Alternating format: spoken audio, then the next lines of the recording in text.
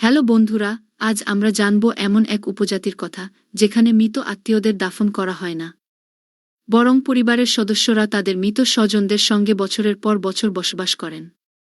এটা কি ভালোবাসার চরম রূপ নাকি এক ভয়ঙ্কর সংস্কার? চলুন রহস্য উন্মোচন করি। ইন্দোনেশিয়ার সুলাওয়েসি দ্বীপে এক অদ্ভুত উপজাতির বসবাস, যাদের বলা হয় টোরাজাউ। এই জনগোষ্ঠী বিশ্বাস করে মৃত মানেই শেষ নয়।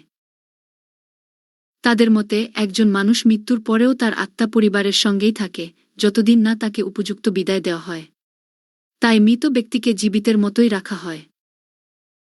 টোরাজারা তাদের মৃত আত্মীয়দের ঘরের ভেতরই রাখে।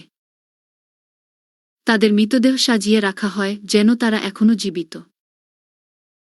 কয়েক মাস, এমনকি কয়েক বছর ধরে পরিবারের সদস্যরা মৃতদের সঙ্গে থাকেন। তারা মৃতদের খাবার দেন, পোশাক বদলান এবং পরিবারের গল্প শোনান। তাদের মতে যতদিন না মৃতদেহের সৎকার হয় ততদিন আত্মা পরিবারেই থাকে। তাই তারা মৃত আত্মীয়কে খুব অসুস্থ ও বা ঘুমন্ত ও ব্যক্তি বলে মনে করেন। কিভাবে দেহ সংরক্ষণ করা হয়? এটি সম্ভব হয় ফরমালিন ও প্রাকৃতিক ভেষজ উপাদানের মাধ্যমে। প্রথমে মৃতদেহকে বিশেষ ওষুধ দিয়ে সংরক্ষণ করা হয়। দেহে এক ধরনের গন্ধনাশক স্প্রে করা হয় যাতে পচন না ধরে। এরপর পরিবার মৃতদেহকে পরিষ্কার কাপড়ে মুড়ে রাখে।